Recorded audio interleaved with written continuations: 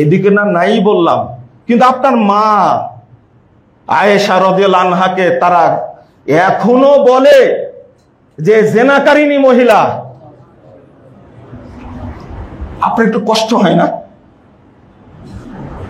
তার রাসূল সাল্লাল্লাহু আলাইহি ওয়াসাল্লাম সকল স্ত্রীকে তাদের উপর অপবাদ দেয়, এখনো স্লোগান দেয় আয়েশা ফিন্নার, আয়েশা ফিন্নার, আয়েশা ফিন্নার। নাউযুবিল্লাহ, আস্তাগফিরুল্লাহ। ইরানের গুরু সে আলীর নামে যুদ্ধ শুরু করেছে। এই যুদ্ধে জয়লাভ করার কোনো সম্ভাবনা আছে? যদি আপনি এটা বলেন যে মুজাফফরের ভুল ধরলো কেন, ভুল ধরলো কেন? 1.5 কোটি মানুষকে ইরান হত্যা করে, সুন্নিদেরকে। আপনি কোথায় যাবেন? সব দেশ ধ্বংস করেছে ইরান। আপনি ইতিহাস ভুলে গেলে আমি মনে করি আপনি একটা মুনাফিক। আর একটা হাদিস এসেছে তিরমিজির মধ্যে, রাসূল সাল্লাল্লাহু আলাইহি ওয়াসাল্লাম বলছেন, লাইসা মিন্না মান তাশাব্বাহা বিগায়রিনা। ওই ব্যক্তি আমাদের অন্তর্ভুক্ত নয়, আমার উম্মত নয়, যে মুসলিম ছাড়া অন্য কারো আদর্শের অনুসরণ করে। এরপরে খাস করে বলছেন, ওয়ালা তাশাব্বাহু বিল ইয়াহুদি ওয়ালান নাসারা। তোমরা ইহুদি খ্রিস্টানদের সাদৃশ্য অবলম্বন করো না। এখানে স্পষ্টভাবে বোঝাতে চাচ্ছেন আদর্শিক ভিতে যেন ইহুদি খ্রিস্টান সহ বিধর্মীদের কোনো কালচার আমাদের মধ্যে প্রবেশ না করে। কিন্তু রাসূল সাল্লাল্লাহু আলাইহি ওয়াসাল্লাম এটাও বলে গেছেন, 2641 নম্বর হাদিস তিরমিজির মধ্যে এসেছে যে লা ইয়াতিয়ান্না আলান নাস কামা আতা আলা বানি ইসরাঈল হাযওয়ান নাল বিন নাল হাত্তা ইন কানা মিনহুম মান আতা উম্মাহু আলানিয়া লাকানা ফি উম্মতি মান ইয়াসনাউ যালিক। রাসূল সাল্লাল্লাহু আলাইহি ওয়াসাল্লাম বলছেন যে আমার উম্মতের অবস্থা এমন হবে যে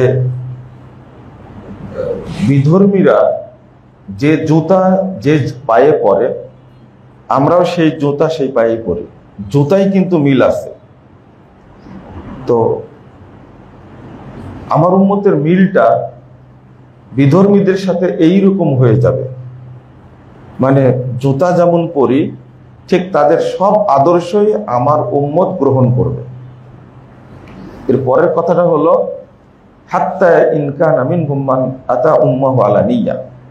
এমনকি মিল হতে হতে হতে হতে যদি বিধর্মীদের কেউ তার মায়ের সঙ্গে জেনায় লিপ্ত হয়, লাকানা ফি উম্মতি মান ইয়াসনাউ যালিক, তাহলে আমার উম্মতের মধ্যেও এরকম কোন কুলাঙ্গার জন্ম নিবে, সেও মায়ের সাথে জেনায় লিপ্ত হবে। নাউযুবিল্লাহ।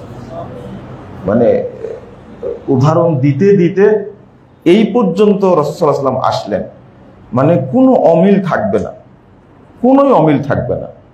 মানে সর্বক্ষেত্রে তাদের আদর্শটা মুসলিমদের জন্য গ্রহণযোগ্য হবে। এবং বহু শিক্ষিত মানুষ আছে, দেখেন তারা 5 ওয়াক্ত নামাজ পড়ে, পাঞ্জাবি পড়ে, এবং জেনারেল শিক্ষিত মানুষ তারা অধিকাংশই দেখবেন যে তারা মুসলিম লেবাসধারী ভালো লাগে, কিন্তু তার অন্তরটা ইসলামের আদর্শের প্রতি এতটাই ঘৃণিত আর এতটাই অপছন্দ করে ভিতরে ভিতরে যে মসজিদ মাদ্রাসা তার কাছে পছন্দ না, আলেম ওলামা তার কাছে পছন্দ না, কিন্তু অত্যন্ত ভদ্র, কিন্তু তার অন্তরটা খুবই খারাপ। আপনি কোনো ভাইবাতে যাবেন, এই দুষ্টু ভদ্রলোকগুলোই সেখানে থাকে, যে কোনো চাকরির ভাইবা বা প্রতিষ্ঠানের ভাইবা, সংস্থার ভাইবা। আর আপনার দেখতে খুব সুন্দর চেহারা, কিন্তু এরা গাড়ির প্রতি, নামাজের প্রতি, পাঞ্জাবির প্রতি এত অসন্তুষ্ট, আচরণেই মানে ফুটে ওঠে, কথাই ফুটে ওঠে। দাড়িওয়ালা দেখলে মনে হবে আপনার যে দাড়ি তা তো জঙ্গি জঙ্গি মনে হচ্ছে। এই যে এরা কিন্তু 5 ওয়াক্ত নামাজ পড়লেও, ওরা হজ করলেও এরা কিন্তু কাফের। কেউ না জানলে আপনি জেনে রাখবেন, কারণ ছোট্ট ব্যঙ্গ করা না, যদি অস্বীকার করা না, যদি কেউ একটু তুচ্ছ তাচ্ছিল্যের সাথে কোনো কথা বলে, তাহলে সে সাথে সাথে কাফের হয়ে যায়। এটা আল্লাহ বলছেন, আকাফারতুম বাদা ঈমানিকুম লা তা'তাযিরু কুল আবিল্লাহি ওয়া আয়াতিহি ওয়া রাসূলিহি তাস্তাহজিউন। তোমরা আল্লাহর সম্পর্কে, তার নিদর্শন, আয়াত এবং রাসূল সম্পর্কে তোমরা তুচ্ছ তাচ্ছিল্য করো, ঠাট্টা করো, ব্যঙ্গ করো, বিদ্রুপ করো। তোমরা আজকে কোনো উযর পেশ করো না। কাফারতুম বাদা ঈমানিকুম, তোমরা ঈমান আনার পরে কাফের হয়ে গেছো। কাফারতুম বাদা ঈমানিকুম, কাফের হয়ে গেছো। আমরা একটা হাদিসের অর্থ করি, খুব কৌশলী তো, যে মান তারাকাহা ফাকাদ কাফার, যে সালাত ছেড়ে দিল সে কুফরি করলো। এই যে ভাষাটা বলি, কিন্তু এটা সালাতদের অর্থ না। এই আয়াত, এই হাদিস উল্লেখ করে মানে সালাত ছেড়ে দিল, কুফরি করলো, মানে কাফের হলো না। কিন্তু ইবনু মাসউদ রাদিয়াল্লাহু আনহু তিনি বলছেন, লাউ তারাকুহা কানু কুফারা, তারা যদি সালাত ছেড়ে দেয় তাহলে কাফের হয়ে গেল। তো অনুবাদ তো আপনার কাছে শেখা লাগবে না, অনুবাদ শিখতে হবে কার কাছে? সাহাবীদের কাছ থেকে। এই হাদিসের অনুবাদ কি? কানু কুফারা। আবার এইটাই ইমাম ইবনে তাইমিয়া রাহিমাহুল্লাহ উল্লেখ করে বলছেন, যারা অর্থ করে কুফরি, এটা ভুল, বরং কানু কুফারা, সালাত ছেড়ে দিল মানে কাফের হয়ে গেল। আর কাফারতুম বাদা ঈমানিকুম, আজকে তোমরা উযর পেশ করছো, তোমরা তো ঈমান আনার পরে কি হয়ে গেছো? কাফের হয়ে গেছো। তুমি শরীয়তের নিদর্শনকে তুচ্ছ তাচ্ছিল্য করেছো। আমরা একটু এই কথাটা বলতে গিয়ে এই ভদ্রলোকের কথা বলতে গেছিলাম। আপনি ট্রিট করবে, তুচ্ছ তাচ্ছিল্য করবে। একজন খুব ভদ্র মানুষ বলছে যে আপনার একজন মানুষের কাপড়ই যদি এত লাগে, তাহলে এই জন্য তো বাংলাদেশে দুর্ভিক্ষ বেশি। জুব্বা পরেছে, আমি জুব্বা পরি না, খুব কম পরি। একদিন পরে তার সামনে গেছি, আপনারা যদি এত বড় কাপড় পরেন তো বাংলাদেশে দুর্ভিক্ষ তো এখানে আসবে। আর এই ভদ্র ইবলিস গুলোই বিভিন্ন ডিপার্টমেন্টে বসে থেকে এই দেশের হাজার হাজার কোটি টাকা আত্মসাৎ করছে। এরা কেউ মানুষ নয়, এরা সব শয়তানের শিকন্ডি। চেহারা দেখতে যতই ভালো মনে হোক না কেন, এটা মনে রাখবেন, এরাই হলো দেশের অরিজিনাল শত্রু। একটা জুব্বা কিনতে কয় টাকা লাগে? আর একজন সচিব দেশ থেকে 5,000 কোটি টাকা পাচার করেছে। এরা ভদ্র মানুষ না, এরা ভদ্র শয়তান। এরা ইবলিসের চেয়েও খারাপ। চারিদিকে দুর্ভিক্ষ, কিন্তু এদের অন্তরটা কোনো দুর্বল হবে না, নরম হবে না। রাষ্ট্রীয় যন্ত্রে এই হারামজাদা শয়তান গুলো বসে আছে। আল্লাহ এদেরকে যেন হেদায়েত দান করে। চলেন, ইসলাম সম্পর্কে যে ব্যঙ্গ যদি করে, এদের কিছু ব্যাকুবকে দিয়ে ডক্টর ইউনূস সাহেব নারী কমিশন তৈরি করে ইসলামকে কটাক্ষ করেনি? এদের বিচার হয়েছে? এদের বিচার হবে না। আপনি একটা দোয়া করবেন, যে দোয়াটা আমি এবার বেশি বেশি করেছি হজ সফরে, যে আল্লাহ যারা ইসলামকে ভালোবাসে, তাওহীদ এবং নবী রাসূলকে যারা ভালোবাসে, তাদের দ্বারা তুমি আমাদের দেশটা পরিচালনা করো। এই দোয়াটা অন্তত করবেন। এই ধরনের মানুষকে যেন আল্লাহ রাষ্ট্রযন্ত্রে নিয়ে আসে, যাদের মধ্যে ইসলামের কোনো নিদর্শন নাই, নীতি নৈতিকতা নাই। তাদের দ্বারা রাষ্ট্র পরিচালিত হলে এর দ্বারা রাষ্ট্রের, জনগণের, সম্পদের, জাতির, দেশের সবকিছুর ক্ষতি হবে, এতে কোনো সন্দেহ নেই। তো এরা তুচ্ছ তাচ্ছিল্য করে কেন? কারণ তাদের কাছে ইসলামী আদর্শ পছন্দ না, এদের কাছে পছন্দ হলো অন্যদের আদর্শ। তো অন্যদের আদর্শ পছন্দ হলে বহু মানুষ তো চলে যাচ্ছে আমেরিকায়, তো চলে যাও। বহু মানুষ চীনে চলে যাচ্ছে, চলে যাও। ইন্ডিয়ায় চলে যাচ্ছে, তুমি চলে যাও। এই দেশের মানুষকে বিভ্রান্ত করবে কেন? ইহুদিরা সংখ্যায় কম, কিন্তু সারা পৃথিবী শাসন তারাই করছে। বাংলাদেশেও ঠিক এই গুটি কয়েক নাস্তিক, এই মুরতাদদের সংখ্যা খুবই কম, কিন্তু ওরাই দেশটা পরিচালনা করছে। যতদিন ইসলামপন্থীরা না জাগবে এবং সঠিক রুটে না আসবে, ততক্ষণ এ দেশে প্রকৃত শান্তি ফিরে আসবে না। আপনারা বর্তমান প্রেক্ষাপটে, আমি ওই কথাটাই, ওই হাদিসটা বলবো বলেই কয়েকটা কথা বললাম।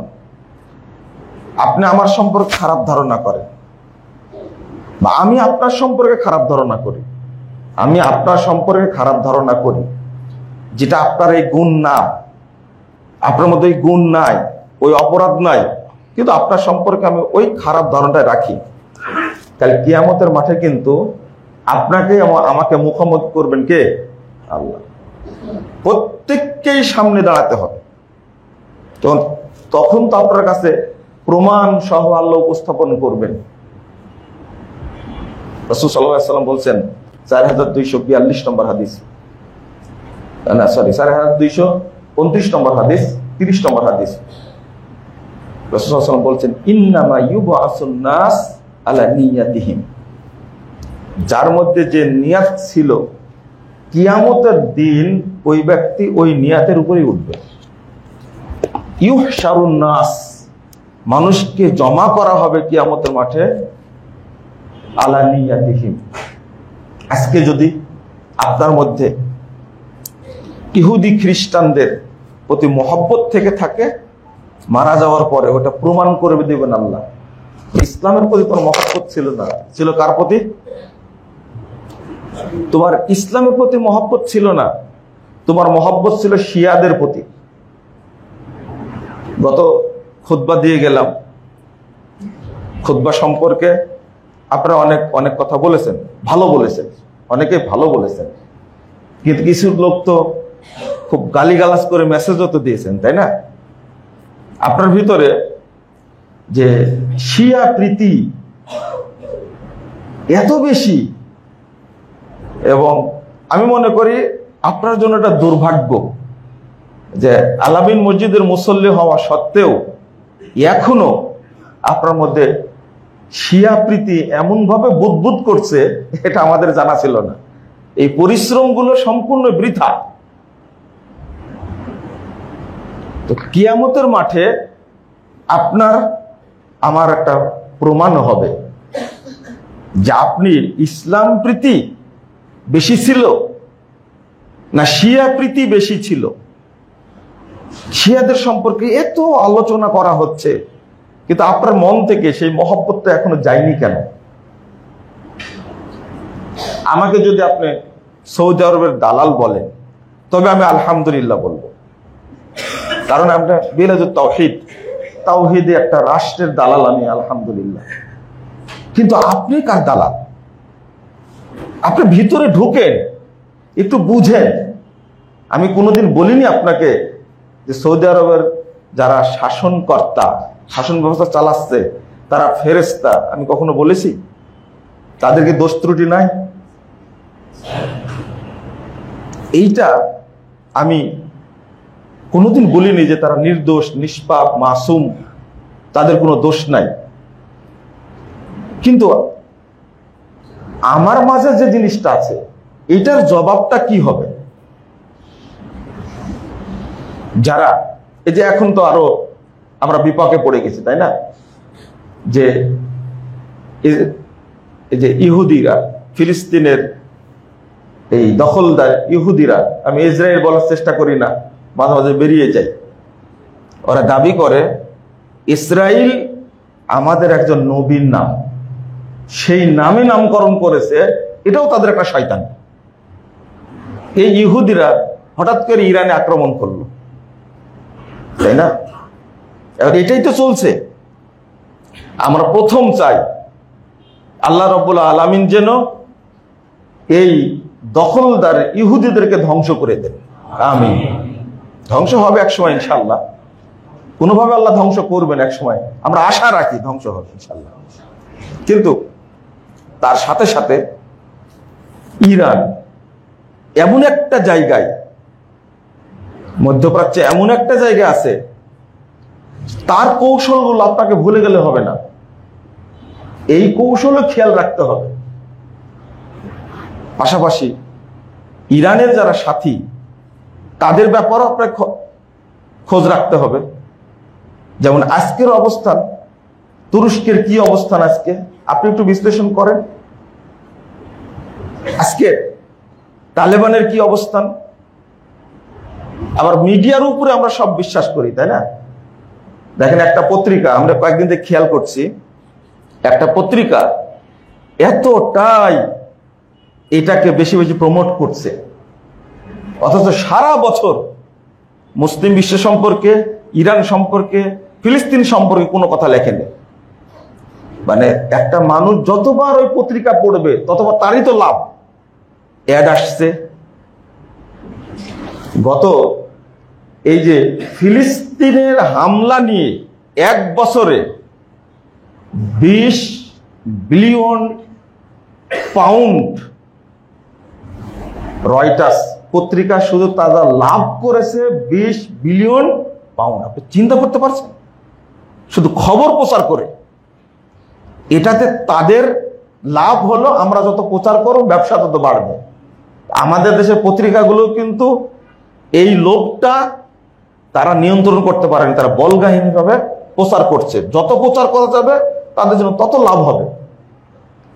কিন্তু সত্য ঘটনা কি হচ্ছে এটা আল্লাহ ছাড়া কেউ জানেন না। তখন আমরা ছোট ছিলাম, সাদ্দাম যখন আক্রমণ করেন কুয়েতে, তখন তো আমরা সংবাদ শুনেছি বেশি বেশি, এই সাদ্দাম জয়লাভ করলো, এই 2 দিন পরেই হয়তো বা সংবাদ আসবে আমেরিকা পালিয়ে গেছে। এই যে আপনাদের আমাদের চিন্তা, এই চিন্তার সাথে বাস্তবতার কোনো মিল ছিল? পরে সাদ্দামের অবস্থার সাথে কি করলো?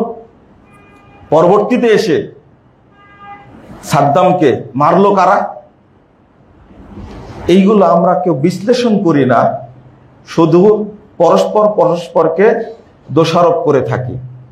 না, দোষারোপ করবেন না, আগে জানার চেষ্টা করুন। এই অনুরোধটা থাকবে আপনাদের প্রতি, আগে জানার চেষ্টা করুন।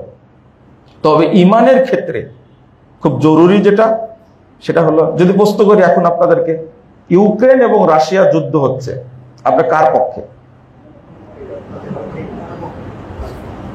কারো পক্ষে না। রোম এবং পারস্য যখন যুদ্ধ চলছিল, এই দুইটা কার পক্ষে মুসলিমরা ছিল? পারস্যের পক্ষে না রোমের পক্ষে?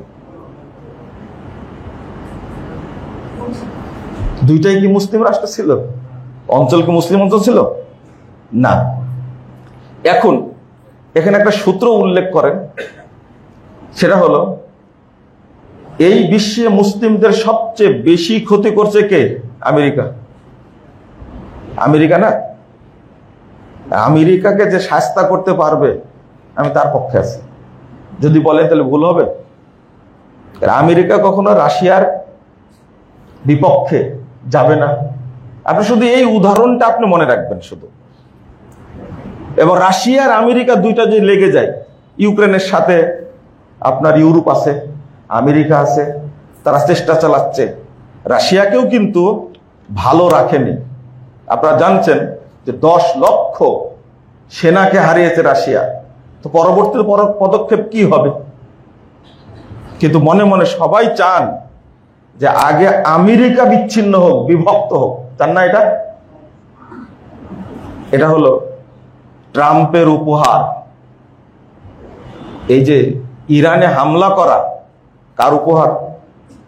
ট্রাম্প ক্ষমতায় আসলো, ট্রাম্পের একটা বিশেষ উপহার। সে তো ফিলিস্তিনের মানুষগুলোকে বাঁচাতে পারলো না। পারলো? পারেনি।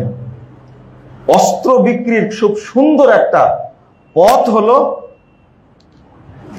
এই একজন আরেকজনের সাথে যুদ্ধ লাগানো। তা আপনার আমার ফায়দাটা এই জায়গায় কি? আমাকে প্রথম দেখতে হবে মুসলিমদের স্বার্থ, প্রথম দেখতে হবে মুসলিমদের স্বার্থ। এখানে আমরা একটু ভাগ করে ফেলবো ইনশাআল্লাহ। 1 নম্বর ভাগ করব, আমরা ইহুদিদের সাথে আদর্শিক কোনো সম্পর্ক রাখবো না, বিধর্মীদের সাথে, খ্রিস্টানদের সাথে আমরা আদর্শিক কোনো সম্পর্ক রাখবো না। আল্লাহ রাব্বুল আলামিন বলছেন, ইয়া আইয়ুহাল্লাযীনা আমানু ইন তাত্তাবিউ ইন তুতিউ ফারিকাম মিনাল্লাযীনা উতুল কিতাব, 100 নম্বর আয়াত সূরা আল ইমরান। তোমরা যদি তাদের অনুসরণ করো যাদেরকে কিতাব দেওয়া হয়েছিল, ইয়ারুদ্দুকুম বাদা ঈমানিকুম কুফফারা, তারা তোমাদেরকে ঈমান আনার পরে তারা তোমাদেরকে কাফের বানায় দিবে। তাহলে আপনি রাজনৈতিকভাবে বা এই যে পররাষ্ট্র নীতির ক্ষেত্রে ততক্ষণ কাফের হবেন না যতক্ষণ তাদের সাথে আপনি যুদ্ধে সম্পদের দিক থেকে সহযোগিতা না করবেন। কিন্তু ইয়ারুদ্দুকুম বাদা ঈমানিকুম কাফিরিন, ইহুদি খ্রিস্টানরা চায় মূলত ঈমান ধ্বংস করে মুসলিমদেরকে কাফের বানাতে, এটা আল্লাহ বলে দিচ্ছেন। তাহলে প্রথমত আমরা বিধর্মীদের কোনো আদর্শের অনুসরণ করব না। 1 নম্বর, কোনো আদর্শের অনুসরণ করব না। দেখেন মুহাম্মদ রাসূলুল্লাহ সাল্লাল্লাহু আলাইহি ওয়াসাল্লাম কত বিরোধী ছিলেন তাদের। যখন জানতে পেলেন মদিনায় আসার পরে যে এই মানে 10ই মুহররম ইহুদিরাও সিয়াম রাখে, যখন জানতে পারলেন তখন রাসূল সাল্লাল্লাহু আলাইহি ওয়াসাল্লাম বলে দিলেন যে আগামী বছর থেকে 9-10 রাখবো, তা ওদের সাথে মিল রেখে করব না। মাওকুফ সূত্রে একটা হাদিস আসছে, ইবনে আব্বাস রাদিয়াল্লাহু আনহু বলছেন যে 10-11 যে কোনো একটা রাখেন আপনি, কিন্তু শুধু 10 রাখলে সিয়াম, কিন্তু সিয়াম একটা ইবাদত, তারা 10 তারিখে রাখে বলে আমরা রাখবো না, আমরা 9-10 রাখবো অথবা কি 10-11 রাখবো, তা ওদের সাথে মিল রাখবো না। রাসূলুল্লাহ সাল্লাল্লাহু আলাইহি সাল্লাম জানতে পারলেন যে ইহুদিরা, খ্রিস্টানরা দাড়িতে, সাদা দাড়িতে রং দেয় না, তখন স্পষ্ট ঘোষণা করলেন যে তোমরা দাড়িতে কি দাও, সাদা দাড়িতে রং করে মেহেদি দিয়ে কি করো, পরিবর্তন করে দাও, কিন্তু ওদের সাথে মিল রেখে দাড়ি রেখো না। জানতে পেলেন যে ওরা দাড়ি কাটে আর মুছ রাখে, গোফ রেখে দেয়, বড় করে। রাসূল সাল্লাল্লাহু আলাইহি সাল্লাম বললেন যে না, তোমরা দাড়ি লম্বা করো আর গোফ ছোট করো। কত দলিল নিবেন? রাসূল সাল্লাল্লাহু আলাইহি সাল্লাম মদিনায় এসে দেখলেন যে এরাও তো দেখছি 2 দিন কি করে, আনন্দ করে। রাসূল সাল্লাল্লাহু আলাইহি সাল্লাম ঘোষণা করে দিলেন, কদ আবদালাকুমুল্লাহ, আল্লাহ তোমাদের জন্য এই 2 দিনের পরিবর্তে উত্তম 2টা দিন পরিবর্তন করে দিয়েছেন। একটা হলো ইয়ামুল আজহা আর একটা ইয়ামুল ফিতর। ওটা ছিল খেলাধুলা, নেকির উদ্দেশ্যে গিয়েছিল না। অতএব এখন তোমরা ওটা ইবাদতের মাধ্যমে কি করো, তাকবীর বলো, সালাত আদায় করো, পরস্পরের সাথে দেখা হলে তোমরা কৌশল বিনিময় করো, সবগুলো যেন হয় কি ইবাদত। তাকাব্বালাল্লাহু মিন্না ওয়া মিনকুম। এই যে প্রতিটি ক্ষেত্রেই রাসূল সাল্লাল্লাহু আলাইহি ওয়াসাল্লাম তাদের বিরোধিতা করেছেন, আর তারই উম্মত হিসাবে আমরা কোনো ক্ষেত্রে তাদের মানে বিরোধিতা করছি না, সব ক্ষেত্রেই মিল রাখছি, সব ক্ষেত্রে মিল রাখছি। এমনকি আপনি চুলটা যে কাটান, তবুও কি ইসলামকে অনুসরণ করেন? না, অনুসরণ করেন। সাধারণ চুল কাটার কথা বললাম। আপনি সালাম বিনিময় করতে যান, বাড়ি থেকে বের হতে চান, তখন কি মুহাম্মদুর রাসূলুল্লাহ সাল্লাল্লাহু আলাইহি ওয়াসাল্লামের অনুসরণ আমরা করি? এখন সবাই বাম হাত দিয়ে টাটা বাই বাই, এটাও বাচ্চাকে শিখিয়ে দিছি, অথচ এখানে কি বলার দরকার ছিল এটা শিখাই না কিন্তু। এবং ফোন ধরলে কি বলছি, হ্যালো হ্যালো হ্যালো, যতক্ষণ না শুনতে পারবে ততক্ষণ কি বলবে, আর আপনারা আবার বলেন যে ইয়ালো তো কুকুরকে ডাকে। আপনি সালাম দিবেন, সে সালামের উত্তর দিবে, কিন্তু মানে আমাকে সবই তাদের অনুসরণ করতে হবে। আর যদি আর একটা দিক বলি, যে পুরুষের পোশাক যেটা এখন জাতীয় পোশাক হিসাবে নিয়ে নিয়েছে, তাদের পোশাক যেটা জাতীয় পোশাক যদি কোনো জাতির হয়, তাহলে সেটা মুসলমানদের অনুসরণ করা কি হারাম, চলবে না। আর আমাদের মা বোনরা যেটা নিয়েছে সেটা কি, আরো ভিতরে ঢুকেন, আপনি 31st নাইট উদযাপন করছেন, কিসের উদ্দেশ্যে? ওখানে গিয়ে কি করছেন? সবগুলো শিরকের আড্ডা। আপনি ঈমান হরণ ওই জায়গায় হচ্ছে। জন্মদিবস পালন করছেন, মৃত্যু দিবস পালন করছেন, এটা কি উদ্দেশ্য? উদ্দেশ্যটা কি এই জায়গায়? এটাতে সব কিছুই হলো ঈমান নষ্ট করার জন্য। ঘটা করে 14ই ফেব্রুয়ারি উদযাপন করছেন, ঘটা করে পহেলা বৈশাখ উদযাপন করছেন, ঘটা করে আপনি উদযাপন করছেন পহেলা ফাল্গুন। এগুলো সব হলো বিধর্মীদের আদর্শ। এগুলোর মূলে আছে মানুষের ঈমানকে কি করা? নষ্ট করা, ঈমান ধ্বংস করে দেওয়া উদ্দেশ্য। তো আপনি এগুলো থেকে বের হতে পারছেন না। আপনি মোমবাতি জ্বালাবেন, কেক কাটবেন, মঙ্গল শোভাযাত্রা করবেন, সাথে সাথে আপনার ভিতরে কি ঈমান থাকবে? সব গেল, ঈমান নাই। প্রথমত আমি বলি যে ঈমান কোথায় গেল? ঈমান নষ্ট হয়ে গেল। তো ঈমান ছিল কি যে নষ্ট হবে? এটা মানুষ বুঝতেছে না এখনো। আপনি বলছেন ঈমান নষ্ট হয়ে গেল, আমার প্রশ্ন, ঈমান কি ছিল? থাকলে না নষ্ট হবে? যে জীবনে কোনোদিন ওযু করেনি, তার ওযু কত বছর বয়সে নষ্ট হবে? যে ওযুই করেনি, তার ওযু তো কিয়ামত পর্যন্ত নষ্ট হবে না। আপনার ভিতরে ঈমান আসলে না ঈমান নষ্ট হবে। আপনার অবস্থা অনুযায়ী বোঝা যাচ্ছে ঈমান কোনোদিন ঢুকেইনি। মনে হয় আপনি অপেক্ষা করছেন যে 5 আগস্ট দিবস ঘোষণা করেছে, 5 আগস্ট ছাত্ররা শহীদ হয়েছে, তাদের দিনটা আগামী 5 আগস্ট থেকে পালিত হয়ে মনে করেন 1 মাস পরে পালিত হবে। এখানে আপনি আগে থেকে প্রস্তুতি নিচ্ছেন, একে কি কি, এই দিন কি কি মূর্তি পূজা করা যায়, না সাপ পূজা করবেন, না হাতি পূজা করবেন, না বানর পূজা করবেন, না ভল্লুক পূজা করবেন, এগুলো আগে থেকে পরিকল্পনা করছেন। যার মধ্যে এই চেতনা আছে, তার বাড়ির উপর দিয়ে কোনোদিন ঈমান গেছিল? বুঝেননি মনে হয় কথাটা। এর ভিতরে আছে কি? শিরকি আকীদা, ভিতরে আছে কুফরি আকীদা, ভিতরে আছে তাগুতি আকীদা। আপনার মধ্যে ঈমান গেল কখন আর নষ্ট হলো কখন? আগে বুঝতে হবে ঈমান ছিল কিনা, তারপরে আপনাকে বক্তব্য দিতে হবে ঈমান ভঙ্গের কারণ কি কি।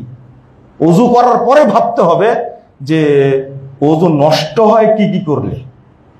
কি কি করলে? পেশাব করলে তো ওযু নষ্ট হয়ে যায়, 2 রাস্তা দিয়ে কিছু বের হলে ওযু নষ্ট হয়ে যায়। আপনাকে এটা তখন বুঝতে হবে। আমাদের আসলে ঈমানটাই নিয়ে আসতে পারেনি, তাওহীদের উপরেই থাকতে পারেনি। দিবস আসলেই সবাই চলে যায় কোন জায়গায়? কাদের আদর্শ এটা? দিবস আসলেই শহীদ মিনারে যেতে হবে। মোল্লারা কোনো কথা বলে আপনারা খুব কষ্ট পান। কেন এই সমস্ত কথা মসজিদে দাঁড়িয়ে বলবেন? কি বলবো? আপনার গুণগান গাইব? শুধু তাবিজ ঝুলালে শিরিক হয়? কোন মূর্খ আপনাকে বলেছে? শহীদ মিনারে ফুল দিলে শিরিক হয় না আপনাকে কে বলেছে? কোন মোল্লা বলেছে? কাকে দিচ্ছেন ফুলটা? খাম্বা কেন তৈরি করা হয়েছে? সালাম বরকত জাব্বার শহীদ হয়েছে ভাষার জন্য।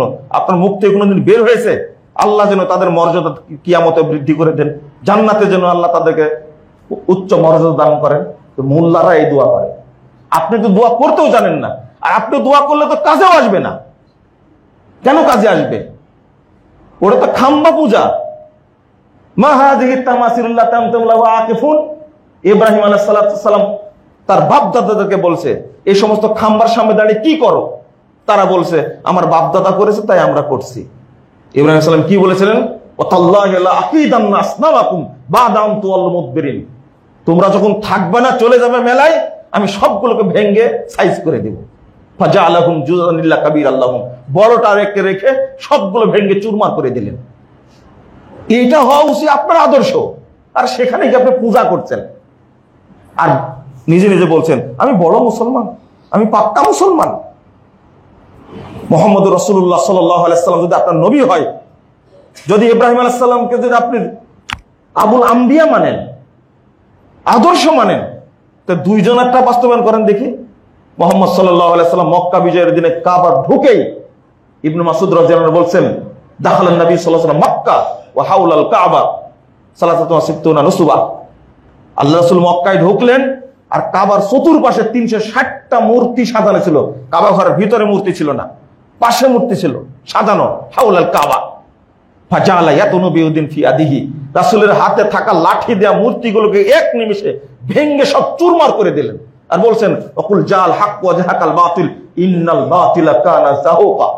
হক এসেছে, বাতিল চুরমার হয়েছে, বাতিল চুরমার হওয়ারই যোগ্য। এই নিজের মনের মূর্তিটাকে আগে ভাঙেন। দ্বিতীয়ত আমি আপনাদের শেষে বলবো যে প্রথম দোয়া করবেন আল্লাহ যেন মুসলিম উম্মাকে হেফাজত করেন। যারা মুসলিম উম্মার শত্রু আল্লাহ যেন তাদের ধ্বংস করেন। মুসলিম উম্মাকে যেন আল্লাহ ঐক্যবদ্ধ করে দেন, আমিন। আপনি যখন মুসলিম উম্মা নিয়ে চিন্তা করবেন, তখন আপনি আগে নিজের পরিবার নিয়ে, সমাজ নিয়ে, নিজের দেশ নিয়ে আগে চিন্তা করবেন। আমাদের দেশে কয়জন মানুষ, তাই আমরা কি ঐক্যবদ্ধ হতে পেরেছি? হতে পারেনি, ঐক্যবদ্ধ হতে পারেনি। এই যে মুসলিম দলগুলো এক হবে, এক দলকে ফাঁসি দেয় আর এক দল চুপচাপ পাঞ্চাবায় বসে বসে। কত সুন্দর কথা! এক দলকে ফাঁসি দেয় আর আরেক দল টঙ্গীর মাঠে কত সুন্দর ওয়াজ করে, তাই না? আপনি নিজেই শোক পালন করতে পারেন না, নিজে ইন্নালিল্লাহ করতে পারেন না, তা আপনি মুসলিম বিশ্ব নিয়ে চিন্তা করছেন কোন লজ্জায়? আপনি কতটুকু ঐক্যের মধ্যে আছেন? আল্লাহ বললেন ওয়াতাসিমু বিহাবলিল্লাহি জামিআও ওয়া লা তাফাররাকু। আমরা এর অনুবাদ করি যে তোমরা আল্লাহর রজ্জুকে শক্ত করে কি করো? আঁকড়ে ধরো, শক্ত করে আঁকড়ে ধরো। আমরা বলি কথাটা, কিন্তু এই আয়াতের অর্থ আল্লাহ রজ্জু, এই আয়াতের অর্থ করছেন উসমান রাদিয়াল্লাহু আনহু, ইলজামু জামাআতাকুম লা তাসিরু আহজাবা। তোমাদের ঐক্যকে শক্ত করে ধরে রাখো, তোমরা দলে দলে বিভক্ত হয়ো না। আমরা এই আয়াতেরই খেলাপ করছি। আমাদের দেশে ইসরায়েল হামলা করে না, আমাদের দেশে পাকিস্তান হামলা করে না, আমরা তো ভালো আছি। ভারত আমাদেরকে চেপে ধরেছে, কিন্তু হামলা তো করেনি। এই সুখ স্বাচ্ছন্দ্য, এই অবস্থায় আমরা পরস্পরের ভাই ভাই এক হতে পারি না কেন? একদল ফতোয়া দিচ্ছে আহলে হাদিস মসজিদ যত আছে সবগুলো ভেঙে দাও, ডাইরেক্ট ফতোয়া দিচ্ছে এরা হলো কাফের, এরা হলো মুশরিক। কত সুন্দর ফতোয়া দেখেন। আপনি ভাবতে পারেন মুশরিক কাফের বলে ফতোয়া দিচ্ছে স্পষ্ট ভাষায়, এবং মসজিদ ভেঙে দিতে হবে। মরহুম হাসেনা যতদিন ছিল ততদিন ছিল না, যখন চলে গেছে তখনই শুরু হয়ে গেছে আবার এখন বদনাম করছে এরাই। আমরা স্বাধীন হলাম, 5 আগস্ট স্বাধীন হয়েছে, 36 জুলাই স্বাধীন হওয়ার পরে যতগুলো ইসলামী প্রোগ্রাম বন্ধ হয়েছে। বন্ধ হলো কেন? আর বন্ধ করলো কারা? এই ইসলামপন্থী টুপিওয়ালারাই। এই জন্য বলছি যে মানে আপনি চিন্তা করতে পারবেন না আমাদের টুপিওয়ালাদের মধ্যে কত রকমের গ্রুপিং, কত রকমের ষড়যন্ত্র। একজন আরেকজনকে দেখতে পারে না। জামাত এক গ্রুপ, হেফাজত এক গ্রুপ, চরমনায় এক গ্রুপ, তবলিগ এক গ্রুপ। আপনি কতটা গ্রুপ নেবেন? আপনি আর এখন স্বপ্ন দেখা হচ্ছে মামুনুল হক সাহেব এক গ্রুপ, স্বপ্ন দেখা হচ্ছে সব ভোট এক বাক্সে পড়বে টুপিওয়ালা। এই স্বপ্নগুলোদের বাস্তবায়ন না হলে এরকমই থাকবে। দাঁড়ায় দেখেন ভোটে দাঁড়ায় দেখেন অবস্থাটা কোন দিকে যায়। হেফাজতের আমির দাওয়াত দিলেন চরমনের আমিরকে, আসছেন প্রোগ্রামে। পরের দিন বিশাল সুন্দর লিফলেট দিয়ে দিলেন যে না, চরমনায় পীর সাহেবের প্রোগ্রাম আছে অন্যত্র, তিনি উপস্থিত থাকতে পারবেন না, হয়েছে ঐক্য।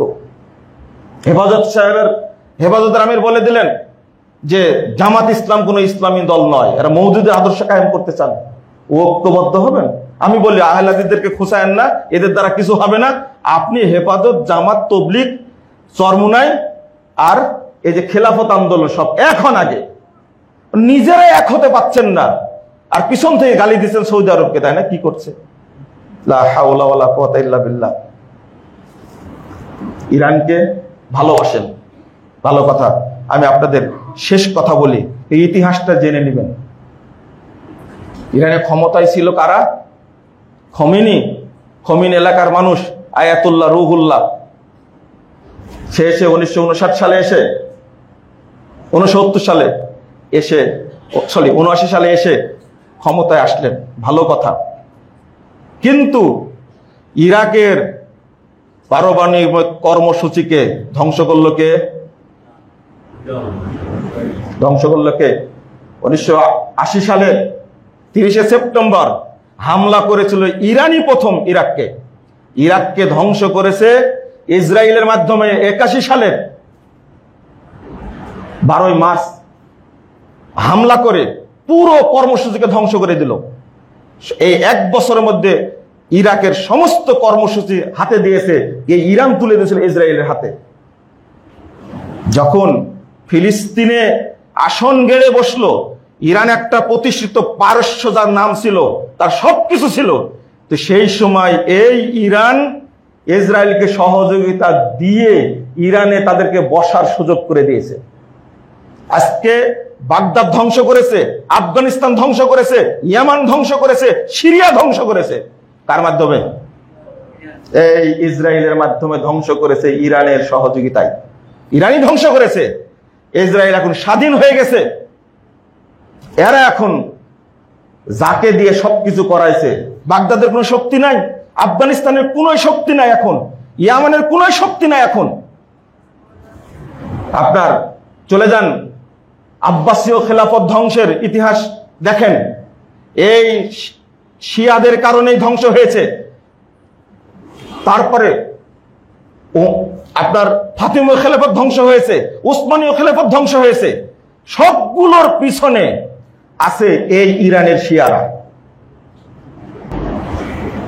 এদিকে না নাই বললাম, কিন্তু আপনার মা আয়েশা রাদিয়াল্লাহু আনহাকে তারা এখনো বলে যে জেনাকারিনী মহিলা। আপনার একটু কষ্ট হয় না?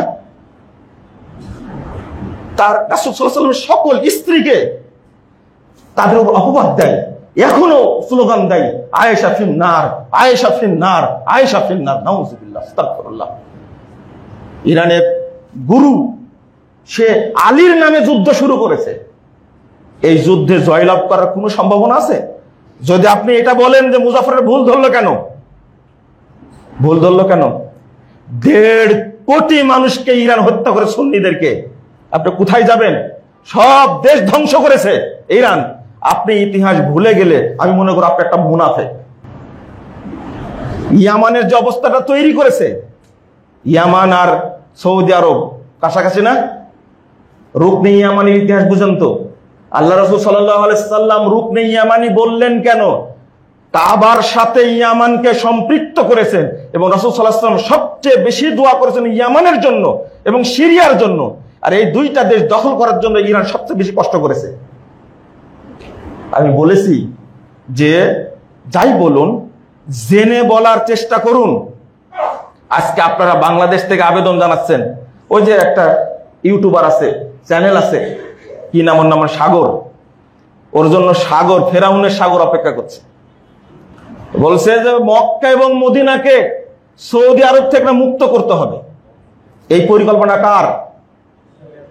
এটা শিয়াদের পরিকল্পনা না এটা? অথচ কত বাংলাদেশের কত মানুষ তাকে ভালোবাসে, ভালো খবর প্রদান করে, ভিতরে ভিতরে সবাই আসল জায়গায় গিয়ে গালি দেয়। এটা বুঝবেন না। নামগুলো বললে আপনার মনে কষ্ট পাবেন। আমরা তো পেপার পত্রিকা পড়ি, আমাদের কাছে নিউজগুলো আসে। তবে এই স্বপ্ন কোনোদিনও বাস্তবায়ন হবে না ইনশাআল্লাহ। আল্লাহ যাদেরকে দিয়ে হারামান পরিচালনা করবেন তাদেরকে আল্লাহ রক্ষা করবেন, যারা হারামাইনের বিরোধিতা করবে আল্লাহ তাদেরকে ধ্বংস করবেন, এতে কোনো সন্দেহ নাই ইনশাআল্লাহ। ইনশাআল্লাহ আপনাদের মনে অন্তত এতটুকু ঈমান আনা উচিত, এতটুকু ঈমান আনা উচিত যে আল্লাহ তুমি মুসলিম বিশ্বকে হেফাজত করো, যারা এদের শত্রু তাদেরকে তুমি কি করো, ধ্বংস করে দাও। কিন্তু আবেগী হবেন না, দয়া করে আবেগী হয়ে আপনি কখনো কোন নবীর প্রতি আবু বকর এবং উমর রাদিয়াল্লাহু আনহুকে, এই দুইজনকে তারা হামান এবং ফেরাউনের সাথে তুলনা করে। আপনি এটাকে কিভাবে মেনে নেবেন? আপনি বলবেন যে দোষগুলো ধরছেন কেন? আমি তো আগে বলেছি যে ইরান যে মানসিকতা পোষণ করে সব রাষ্ট্রকে ধ্বংস করেছে, এখন ধ্বংস করার জন্য দুইটা রাষ্ট্র আছে শুধু, একটা হলো সৌদি আরব 1 নম্বর টার্গেট, আর 2 নম্বর কোনটা? দেখেন এই যুদ্ধে কি অবস্থাটা হয়, আল্লাহ ভালো জানে। তবে দোয়া করি আল্লাহ যেন বিলাদুল হারামাইন, এই হারামাইনের দেশকে যেন আল্লাহ হেফাজত করেন। কোন কৌশলে আগাচ্ছে আল্লাহ ভালো জানে, আপনাকেও দোয়া করে লাগবে। আজকে এবার হজ্জে 16 লক্ষ হাজি প্রায় হজ করেছে, আলহামদুলিল্লাহ।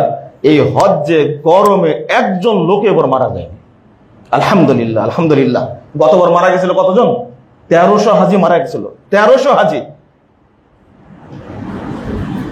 এইটা যদি একটু এগিয়ে যাই, আমরা চাই সৌদি আরব প্রতিনিধিত্ব করুক এবং ফিলিস্তিনকে উদ্ধার করার জন্য সহযোগিতা করুক, আর যারা মুনাফেক আছে আল্লাহ যেন তাদেরকে নিষ্ক্রিয় করে দেন, আমিন। আল্লাহ রাব্বুল আলামিন যেন আমাদের হেফাজত করেন, আমিন। সম্মানিত মুসল্লিবৃন্দ, আপনাদের জন্য একটা মানে কষ্টের খবর, যেটা এই উপমহাদেশের একজন প্রখ্যাত আলেমে দ্বীন শাইখুল হাদিস শেখ আব্দুস সামাদ সালাফি এবং মাদানী, তিনি গত পরশুদিন মারা গেছেন। গতকালকে রাজশাহীতে 3টা তার জানাজা হয়েছে। একটা বড় জানাজা পড়িয়েছেন আমাদের সভাপতি শেখ ডক্টর মুসলিউদ্দিন হাফিজাহুল্লাহ। আমি আপনাদের কাছে এই উস্তাদ, আমার উস্তাদ, শুধু আমার উস্তাদ না, কত হাজার আলেমের উস্তাদ, আল্লাহ যেন তার ত্রুটিগুলো মাফ করে দেন, আল্লাহ যেন তাকে জান্নাতুল ফেরদাউস দান করেন, সে সাথে আল্লাহ যেন আমাদেরকে কবুল করে নেন, আমিন। আল্লাহ যেন তার খেদমতগুলোকে কবুল করে নেন, আমিন। রাজশাহীতে বিশাল একটা প্রতিষ্ঠান আল মারকাজুল ইসলামিয়া সালাফি, আমি মূলত সেখানকার ছাত্র। এই প্রতিষ্ঠান তিনি তিলে তিলে গড়ে তুলেছেন, এটা আমার চোখে দেখা। এই প্রতিষ্ঠানটা যেন কায়েম থাকে এবং সুন্দরভাবে পরিচালিত হয়, এই দোয়াটাও আপনারা করবেন। এই প্রতিষ্ঠানের জন্য তিনি অনেক কিছুই করেছেন, আমি আর বলছি না। আল্লাহ যেন তার খেদমতগুলো কবুল করে নেন। তিনি শত শত মসজিদ তৈরি করেছেন, শত শত ইমামের বাপ, ইতিমের বাপ ছিলেন, মানে এতিম প্রতিপালন করতেন তিনি অনেক। এবং তার মধ্যে একটা জিনিস দেখেছি, ছাত্র কিভাবে গড়ে উঠবে। একটা তার ভাষাটা ছিল, এই বাবুরা তোমরা এত কথা বলছো কেন? এই কথাটা অনেক কানে বাজে। আল্লাহ রাব্বুল আলামিন যেন তাকে জান্নাতুল ফেরদাউস উচ্চ স্থান দান করেন, আমিন। সাথে সাথে আমাদেরকে কবুল করে নেন, আমিন। আল্লাহ রাব্বুল আলামিন যেন মুসলিম উম্মাহকে ঐক্যবদ্ধ হওয়ার সুযোগ করে দেন। আল্লাহ ঐক্যবদ্ধ না করলে কেউ করতে পারবে না। আল্লাহ রাসূলকে আল্লাহ নিজেই বলে দিয়েছেন, আমি যদি আউস খাজরাত মুহাজির আর আনসারদের মধ্যে ঐক্য না তৈরি করে দিতাম, সারা পৃথিবী বিক্রি করে তুমি তাদেরকে দিলে তারা ঐক্যবদ্ধ হতো না। এই জন্য আল্লাহর কাছে বলি, আল্লাহ অমুসলিমদের বিরুদ্ধে, ইহুদিদের বিরুদ্ধে, খ্রিস্টানদের বিরুদ্ধে তুমি মুসলিম উম্মাহকে ঐক্যবদ্ধ করে দাও। আল্লাহ তুমি আকীদা এবং মানহাজের বিজয় দান করো, আমিন। আল্লাহ তুমি সালাফদের আদর্শকে বিজয় দান করো, আমিন। বারাকাল্লাহু ফিকুম ওয়া জাযাকুমুল্লাহু খাইরান। আকুলু কওলি হাযা আস্তাগফিরুল্লাহ ওয়া লাকুম ওয়া লিসাইরিল মুসলিমিন।